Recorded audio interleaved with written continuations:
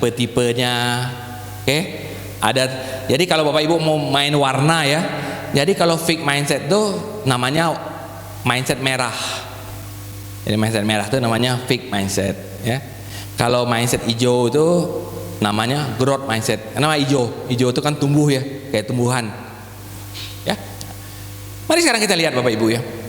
Apa sebenarnya gunanya mindset itu? Apa gunanya mindset itu? Bapak Ibu lihat. Ya. Ada gambarnya. Oke? Ada gambarnya di halaman 3 ya. Di halaman 3. Apa gunanya? Ya.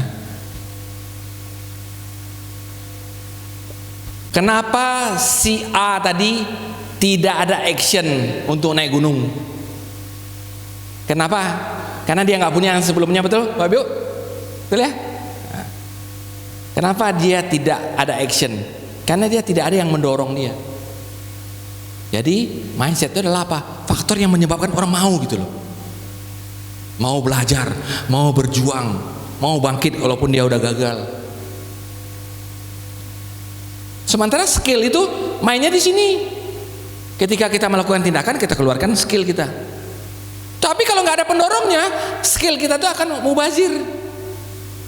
Kan mubazir. Ya, maka itu namanya, ada gambar sana kan, namanya MAR, mindset, action, result. Di halaman berikutnya itu, halaman 2. Ya, mindset, action, result. Ya, mindset, action, result. Oke, Bapak Ibu. Saya yakin Bapak Ibu pasti tahu fenomena gunung es. Ya, fenomena gunung es. Jadi, Bapak Ibu lihat di sini. Hasil yang kita dapatkan itu berasal dari 2 komponen. Komponen tindakan sama komponen mindset. Ternyata berlaku prinsip Pareto. Masih ingat Pareto 80-20? Ya. Ternyata hasil yang kita dapatkan itu, kontribusi tindakan itu hanya 20%. Yang 80% itu kontribusi dari apa? Faktor mindset. Ya. Sehingga berlakulah hukum Pareto ini. Ya.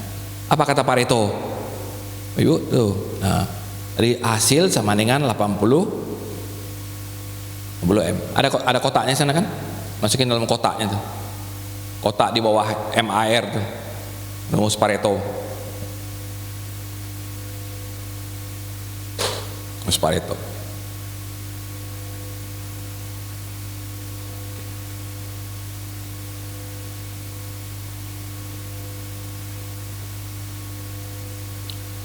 Jadi kalau kita ya kayak tadi si B, karena dia punya mindset, ya dia 80% udah pasti mau mendaki gunung itu. Sementara si A, karena dia nggak punya mindset, hanya sisa 20%. 20% itu pun terhambat oleh apa?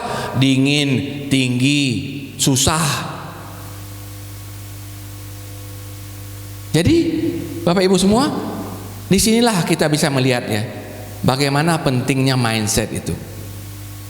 Karena dia menentukan 80% keberhasilan kita. Itu disebut namanya Pareto. Ya, Pareto. Oke. Sekarang mari Bapak Ibu kita kupas ya. Apa beda orang-orang fixed mindset dengan orang-orang growth mindset? Ada dalam 5 hal nih. Ketika dia mendapat tantangan, ketika dia mendapat hambatan, bagaimana pandangan dia tetap tentang usaha, bagaimana dia bisa berespon terhadap kritik kita, bagaimana kalau dia melihat orang lain sukses. Jadi di Stanford University Bapak Ibu, Fakultas Psikologinya itu meneliti apa perbedaan karakter orang fixed dan orang growth. Ya, mari kita lihat satu persatu ya. Kalau challenge-nya artinya apa? Dia diberi misalnya pekerjaan yang susah, ya, susah. tahu lagi selama ini belum ada yang berhasil. Ya, orang-orang fixed mindset pasti menolak, menghindar. Dah ibu aja deh, saya lagi sibuk sama yang lain. Pokoknya gimana caranya supaya dia nggak kebagian ke sana. Karena dalam hatinya apa? Ini proyek gagal nih, jangan saya sampai masuk sana. Ya, dia orang-orang fixed mindset itu maunya apa? Yang pasti sukses aja, yang pasti naik panggung, yang pasti dapat trofi ya bu ya. Nah itu mau dia. Tapi kalau karena yang berisiko-risiko dikit, orang lain aja. Jadi kalau yang gagal orang lain, nggak saya gitu. Ya, jadi ingat Bapak Ibu ya, orang-orang fixed mindset itu Bapak Ibu nanti akan bisa melihat dalam kehidupan sehari-hari. Ada orang-orang yang seperti itu. Ada pekerjaan-pekerjaan yang berat-berat, apa tuh suka. Ibu aja deh, ini ibu aja, ini ibu cocok sama ibu nih, ya kan? Ada, itu bisa kita lihat. Sementara Bapak Ibu kalau orang-orang yang growth mindset ya, walaupun dia belum tahu cara mengerjakan, tapi dia terima dulu. Oke Pak, oke Pak Rektor, oke Pak Oki, ini saya belum tahu bagaimana mengerjakan, tapi saya pelajari dulu. Jadi orang-orang growth mindset itu seperti itu dia. Walaupun dia belum tahu, tapi dia terima dulu. Kenapa? Ini peluang dia untuk menguras kepalanya. Gimana caranya? Sehingga apa akibatnya Bapak Ibu ya? Ketika mengerjakan sesuatu, mendapat hambatan. Ya, jadi kalau obstacle itu ada hambatan. Apa beda challenge sama obstacle? Kalau challenge itu artinya sesuatu yang belum kita kerjakan, udah kelihatan nih gunungnya tinggi. Ya. Nah, tapi kalau obstacle itu artinya apa? Ketika kita senang bekerja, ternyata tahu-tahu ada longsoran, ada lubang gede, itu namanya hambatan, obstacle ya. Orang-orang fixed mindset cepat menyerah. Oke, kayaknya balik aja lah. Ini mau 3 hari pun dikerjain tidak bakal berhasil. Nah, mission impossible nih. Ya, mission impossible. Sementara orang-orang growth mindset Bapak Ibu ya, bertahan. Oke, tidak usah pulang dulu. Kita coba ada nggak cara lain. Ntar kita tanya orang, kita ini, kita itu. Bapak Ibu, sama sekali bukan berarti orang-orang growth mindset ini lebih pintar daripada orang fixed mindset. Bahkan kejadiannya kebalikan. Orang-orang fixed mindset lebih pintar ya Pak Rektor ya. Lebih pintar dia. Maka itu dia bisa kalkulasi. Ini kayaknya keberhasilannya kecil nih, nggak usah diambil. Ya, nggak usah diambil.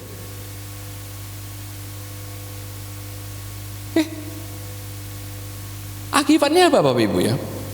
Orang-orang fixed mindset tuh kurang mau bekerja keras. Effortnya mau berusaha. Dia nganggap tuh berhasil dan gagal tuh udah nasibnya. Nah, tuh kalau berusaha tuh nggak usah terlalu keras lah. Coba dikit, kalau nggak berhasil ya udah pulang aja.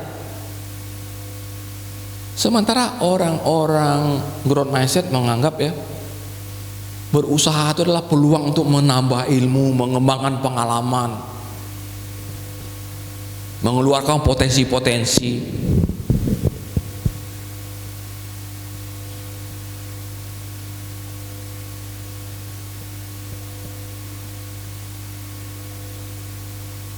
Sehingga orang-orang fixed mindset Bapak Ibu ya, paling nggak suka dikritik, diberi masukan. Buat dia kritik itu adalah serangan pribadi.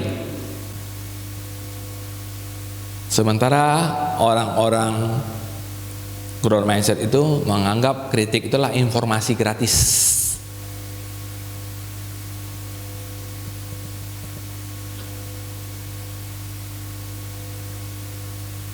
Lalu orang-orang fixed mindset itu sangat terancam kalau ada orang lain yang berhasil. Karena yang mau dia berhasil itu dia aja. Sementara kalau orang-orang growth mindset itu, keberhasilan orang lain itu adalah inspirasi buat dia. Kenapa dia bisa berhasil? Apa yang dilakukan dia? Kalau dia dapat nilai A, apa yang buku apa yang dibacanya? Gimana dia berlatih? Coba Bapak Ibu lihat ya, banding-bandingkan 5 karakter. Ini karakter dasar.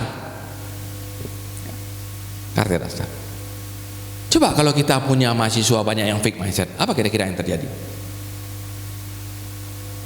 Ya, milih-milih pekerjaan, ya Pak Rektor ya, milih-milih pekerjaan, ya, cepat menyerah, kurang mau berusaha, sensitif, suka iri sama orang lain. Itu berkembang. Apalagi misalnya dalam organisasi kita banyak orang seperti itu, nggak akan tumbuh organisasi ini. Organisasi ini kerjanya apa? Menghindar aja, menghindar. Nah, ini Bapak Ibu yang perlu kita kembangkan, khususnya di lingkungan kita, supaya apa?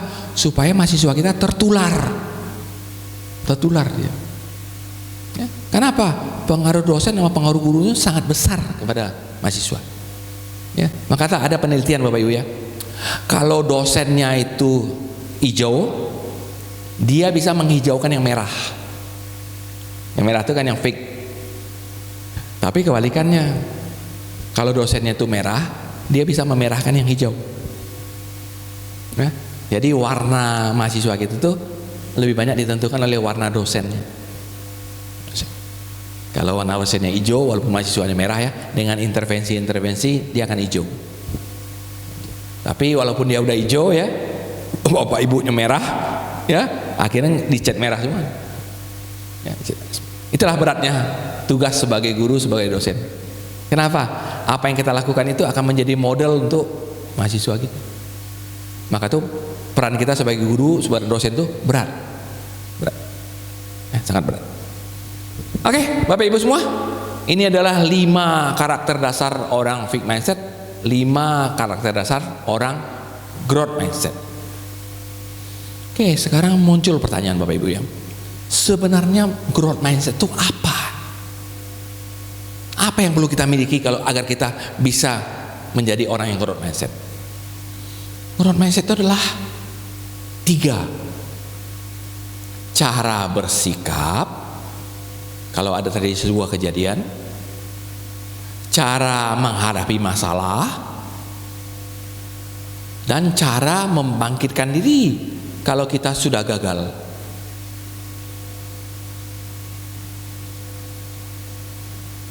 Jadi inilah growth mindset. Jadi kita perlu mempersiapkan anak-anak kita agar kalau ada kejadian-kejadian dia bisa mengambil sikap yang tepat. Contoh tadi, ada gunung tinggi. Gunung tinggi itu sebenarnya apa? Lambang dari masalah-masalah yang akan mereka hadapi dalam kehidupan mereka sehari-hari. Itu ya Pak Ogi ya, itulah gunung tinggi. Apakah mereka seperti si A? Ya, pintar di sekolah, pintar di kuliah, tapi dalam hidup nyata takut dengan berbagai gunung-gunung yang tinggi. Nggak berani mendaki ya Bu ya. Kenapa? Ada risiko gagal. Nah, jadilah dia orang biasa-biasa aja. Sebaliknya si B, walaupun tidak terlalu pinter, IP nggak terlalu tinggi, tapi dia selalu melihat sesuatu tuh caranya. Tinggi, gimana caranya? Sulit, bagaimana cara mengerjakan? Banyak yang gagal, gimana coba kita nggak gagal? Jadi orang-orang yang si B itu selalu mencari caranya. Itulah orang-orang yang growth mindset. Jadi ingat, cara bersikap, cara menghadapi masalah, cara bangkit. Ini yang perlu kita siapkan untuk mereka. Karena masa depan mereka tergantung ini.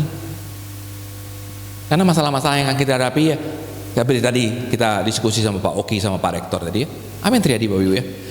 Kita terlalu senang ya memakai barang orang lain. Itu enggak Bapak Ibu? Bangga kita.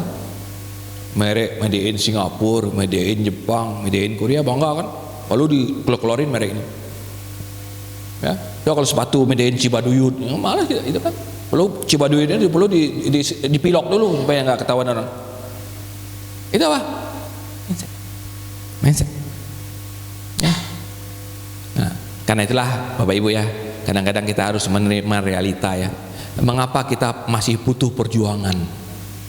Pendidikan kita kan boleh dikatakan ya masih belum terlalu maju lah. Belum terlalu maju. Maka tadi pagi saya ngomong Pak Oki sama Pak Rektor ya, mumpung kita bayi baru lahir ya, kita benahi baik-baik. Mudah-mudahan kita jadi cikal bakal nanti jadi bayi yang tumbuh sehat. Ya, karena kita udah tahu penyakit-penyakitnya apa. Ya, penyakit-penyakitnya apa. Oke, Bapak Ibu. Jadi mindset ini Bapak Ibu ya, dia mengembangkan sebuah karakter yang disebut namanya karakter non kognitif. Beda sama karakter kognitif. Karakter kognitif itu karakter untuk mengejar prestasi. rajin belajar, rajin membaca, ya itu. Kalau ini enggak. Ini namanya karakter non kognitif. Artinya apa? Karakter untuk bertahan ketika dia dalam kesulitan. Artinya apa? Gigih, sabar, tekun, tangguh. Jadi orang-orang growth mindset itu punya prinsip apa Bapak Ibu ya?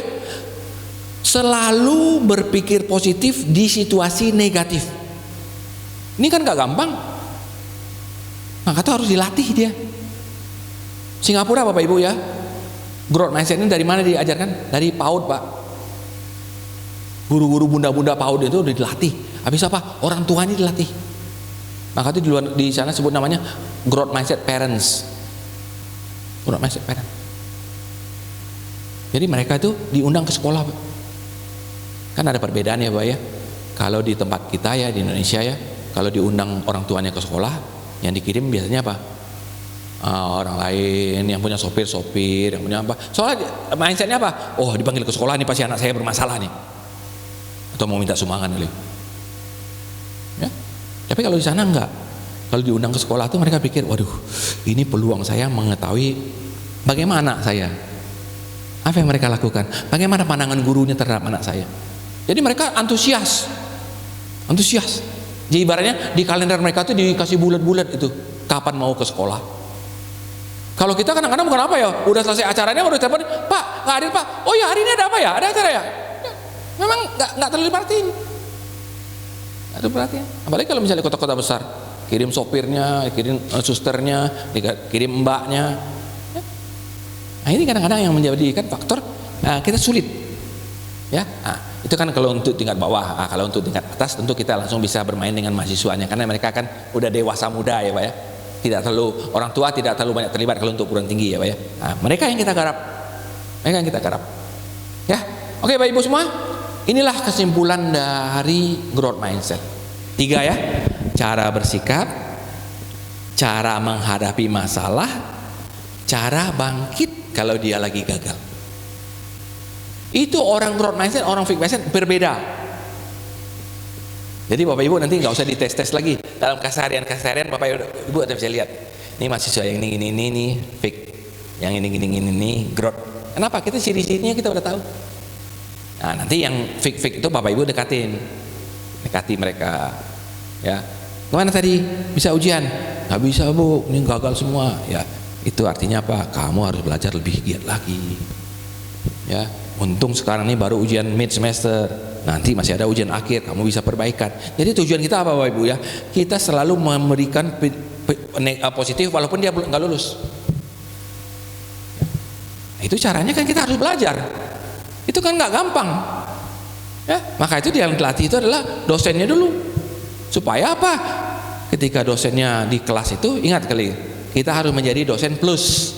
Kalau dosen saja kalah sama Google. Plus apa? Plus motivator.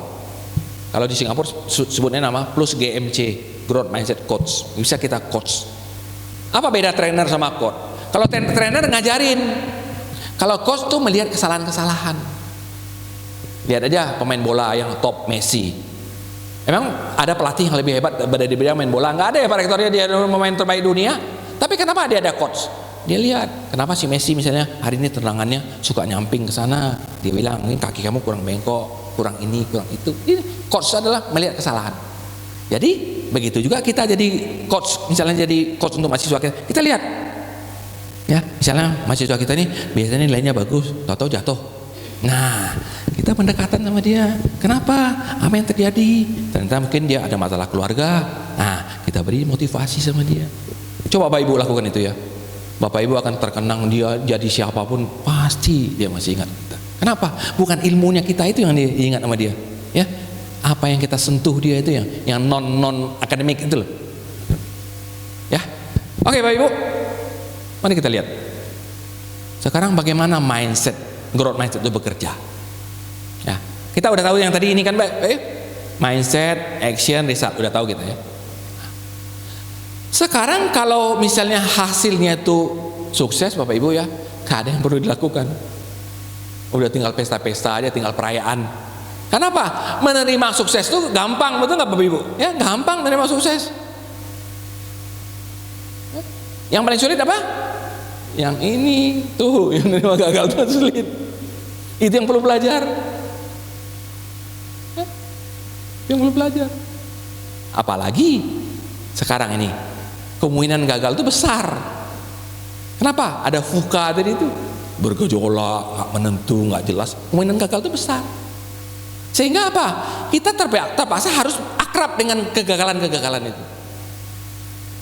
Saya masih ingat Bapak Ibu ya, tahun 2019, saya lagi ada di Surabaya, ya ternyata ITS itu lagi mengundang itu Pak Khairul Tanjung, CT.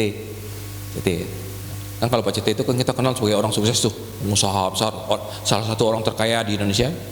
Apa dia cerita Bapak Ibu ya? Masyarakat yang tahu itu cuma suksesnya saya katanya. Dia nggak tahu bagaimana kegagalan saya. Termasuk sekarang itu Transmart itu kan sampai bangkrut Bapak Ibu. Ya Pak ya, di mana-mana tutup, di Karawang tutup, di mana-mana tutup. Tokonya jadi kecil-kecil. Kecil-kecil. Berapa triliun dia rugi. Nah, orang nggak tahu itu. Yang orang tahu dia orang kaya dia Pak, kalau naik pesawat gitu ya, dia tahu dia. Jadi Bapak Ibu lihat dia. Bagaimana beradaptasi dengan berbagai kegagalan-kegagalan itu, itulah yang menentukan sukses. Itulah yang menentukan sukses. Ya, nah, lihat di sini Bapak Ibu ya. Kalau gagal, bermainlah mindset. Kalau orang fake mindset mengatakan apa? Ya udahlah, itu udah nasib. Selesai. Finish dah. Selesai. Tapi kalau orang growth mindset, dia nggak ada selesainya dia. Kalau saya gagal itu sebenarnya saya bukan gagal, saya cuma salah strategi, salah cara. Karena itu apa? Coba lagi. Coba lagi.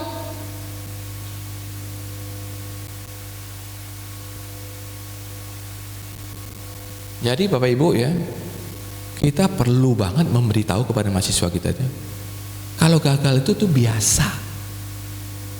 Bukan kita sengaja gagal ya Pak, itu beda. Sengaja gagal, nggak belajar habis itu gagal ya, nggak gitu. Yang akan kita camkan itu apa? Kamu udah berjuang, habis itu kamu gagal, itu biasa. Karena tetap ada nilainya, yaitu berjuangannya. Ya, perjuangannya. Itu yang perlu kita pelihara. Tapi kalau dia nggak belajar, nggak pernah ikut kuliah, habis itu gagal, ya itu biasa. Ya, biasa. Kan kita kadang-kadang kan begini ya Bapak Ibu ya. Ada orang ya, dia udah belajar baik-baik, udah belajar keras, udah ini, atau gagal. Kadang-kadang dia nggak bisa terima ya Pak ya. Apa ya? Saya udah berjuang, nggak berhasil. Dia lihat lagi temannya yang sehari-hari kerjanya cuma nongkrong-nongkrong, main-main, tahu-tahu kok berhasil. Kadang-kadang ini mengikis rasa percaya diri. Ya, kok orang nggak belajar lulus